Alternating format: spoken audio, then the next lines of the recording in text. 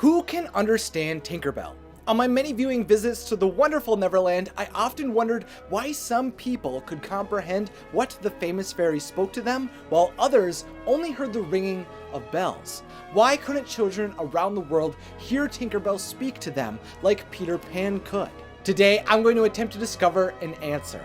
Hello, I'm Isaac from What's Up Videos, where we discuss fun topics for fun people. On my channel, I focus on spreading magic by examining Disney films, so if you are new here, consider subscribing. Before I get started with exploring Neverland's magical world, first I would like to give a big thank you to today's sponsor, Audible. Today, Audible is offering all of you fun people your first month of Audible free, which will get you a free audiobook download and 2 free Audible originals. To claim your 30-day trial, go to audible.com/WhatsoVideos or text WhatsoVideos to 500-500. Through a combination of music, sounds, and voice, Audible can allow you to be encapsulated by the story of one of history's most magical storytellers in this 33-hour exploration of the man who started it all. You can listen to Walt Disney: The Triumph of the American Imagination, or any other story you find on Audible's unmatched selection of audiobooks for free today by signing up for Audible again at audible.com/WhatsoVideos or by texting WhatsoVideos to 500-500. What makes Peter Pan so special that he has the ability to speak to Tinkerbell?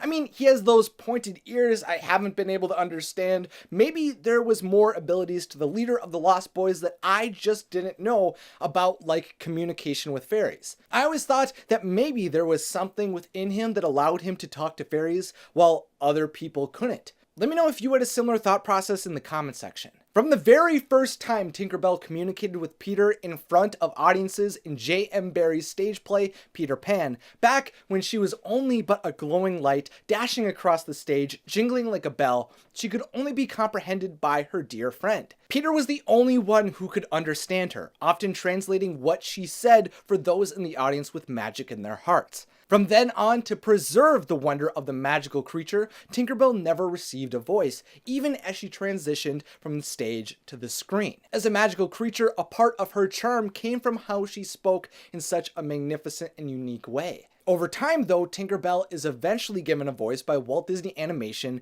which allows us to peek within the world of Pixie Hollow and learn about their fairy language. All of the stories of Tinkerbell indicate that fairies can communicate, but they can only be understood by those who know the language of the fairies, which is an ability very few humans possess. Jane Michael and John Darling couldn't even recognize what the sounds meant or what Tink was doing when they heard bells, much less respond to her. What's the pixie doing? Talking. Believing in fairies and desiring to befriend them was no indicator to whether or not a person could comprehend the fairy language. Elizabeth, or Lizzie Griffiths, desired to communicate with Tink, and Tinkerbell grew to feel the same, but there seemed to be no magical way for her to make that wish a reality. Did you make this? I don't know what you're saying. To humans, the sound of a fairy is barely even recognizable in their busy world. They only hear the sound of a tinkling bell. You jingle when you talk, like a little bell. So that's how fairies speak. Tinkerbell and the rest of the fairies communicate with the sound of a tinkling bell, which allows them to speak in the mainland where many humans exist without them being noticed. What sounds normal to a fairy means very little to most humans. A baby, when it laughs for the first time... A fairy... Oh, right. When fairies speak to one another, fairies' ringing is treated as normal speaking, but fairies can understand more than just their bells. We are able to learn that fairies can completely understand human language, but are only restricted in their ability to speak it back to humans. This is clearly seen when Elizabeth comments, I had no idea fairies were responsible for changing the seasons. I thought it had something to do with the Earth's axis as it rotated around the sun. and Tinkerbell responds immediately with, That's what we wanted you to think. most fairies don't have a way to speak the language that the humans use, except I'm pretty sure for one type of fairy. When each fairy is brought into the world, they are immediately tasked with discovering their talent. A talent is a magical gift that they receive which allows them to interact with the world in unique ways, such as the ability to bend light, control water, or speak to animals. All fairies do have a limited ability to talk to animals, as shown through them all feeling a connection to the good and noble Mother Dove in the Disney fairy books, but the common fairy cannot begin to fully understand and get to know the animals around them without being a fairy with the animal talent. Animal talent fairies have the unique ability to speak with any animal in its native tongue and read an animal's thoughts or emotions, whether it be a raccoon, bird, tree frog, squirrel, or even, I think, a human.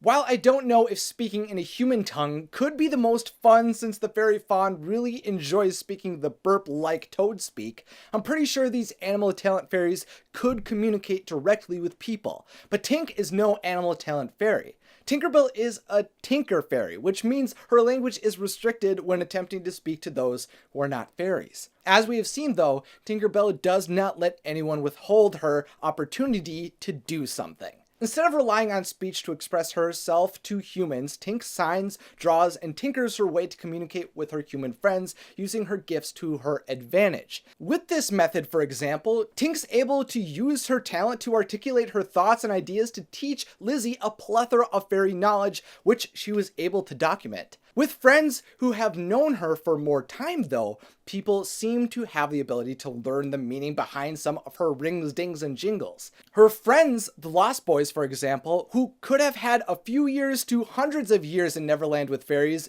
do know what Tink is attempting to tell them, in part through her language. What's the orders, Tink? A terrible what? Wendy bird! Wendy bird? A mixture of motions and ringing bells is enough to communicate fairly complex ideas like threats, plans, and actions to the Lost Boys, but others still seem to have fully learned the language of fairies. While some signing and pointing is still used, Captain Hook, for example, can decipher her ringing without much thought, even when there is little context around him to what she is describing. James Hook definitely seems like he has full control over understanding Tink. I mustn't harm Peter. Madam, Captain Hook gives his word. Hook learned to understand the language of fairies while working to exploit the fairies' arena. After sailing adrift into the Neverseas with his crew, indicating he was once simply an Englishman from the mainland, they became lost and desperate, so when the fairies' arena offered to guide them on their journey, they allowed her to become their captain to deliver them from the wandering conundrum. But they also gave her a leadership position so they could keep her close to inevitably steal her knowledge of pixie dust, a magic they had never seen before. While Hook met Serena likely not knowing how to speak to fairies at all, over a year Hook learned how to communicate with his captain, becoming the lead translator for her for the crew. It seemed every command of Serena's was repeated quickly and efficiently by James, making them an extremely effective team. Ahoy, you biscuit-eating bilge rats! Prepare to dock starboard! Let go anchor! Let go anchor! Get out of line! Get out of line! James Hook didn't only understand her ship commands though, but could have conversations with her as well, which he had to accomplish so that he could convince her to tell him how pixie dust functioned. And of course, eventually he did what few humans were able to do. Hook learned the fairy language. Well, you're quite welcome. Yes, of course. Sorry. Right. Second draw. The producer and director of The Pirate Fairy, Jenny McGee Cook and Peggy Holmes, explained that James understood what Serena was saying because they had spent so much time together, leading to them developing their own kind of language between one another. Since he was in the state of mind of being a captain himself and desired to learn about Zarina and more importantly, her magic, they worked together to be able to communicate. Although Hook's plot to betray Zarina and steal her pixie dust inevitably fails, I think Zarina and Hook learning to speak to one another gave him enough information to understand Tinkerbell in the future. But while Hook was proficient at communicating with Tinkerbell, no one understood Tink more than Peter Pan himself. Peter is the shining example of someone who fully understood the language of fairies. He could read Tinkerbell and could translate her, at times, harsh words like no one else. What did she say? She says you're a big ugly girl. The way he communicated with Tink seemed like magic in a world filled with people who could not understand her. I always thought it seemed like maybe there was something about Peter that allowed him to speak to Tinkerbell like nobody else. But it appears that while the fairies are magical, apparently their language isn't as much. With Lizzie, the Lost Boys, Hook, and Peter Pan all at different stages of being able to comprehend the bell sounds that are Tinkerbell's language, maybe there isn't something special about Peter consistently comprehending what his friend says. It seems that the skill to understand Tink isn't one that is simply bestowed to flying boys, but is one that is earned over time. Learning to grasp what fairies are communicating, I believe, has to be learned similarly to any human language. With a willingness to learn the meaning behind a fairy's words, a dedicated teacher, and given enough time, I think anyone can understand Tinkerbell. I don't think there's anything necessarily special about any of the people who grew to perceive the language of fairies. They all appear to be just human. They just had a bond with a fairy who they communicated with over a long period of time that allowed knowledge to be shared. So of course Tinkerbell's closest human friend could grasp her words the best because they spent the most time together. For the humans who will only be around Tink for a short time or hear her in passing, the bells they hear will never mean anything to them. But for a select, committed, and motivated few, the world of the fairy can be revealed. To be immersed in the life of Walt Disney or another story of your choosing, make sure to go to audible.com/WatsoVideos or text WatsoVideos to 500-500. Signing up is free for the first 30 days, and with that, you can be inspired like I am by the story of Walt Disney.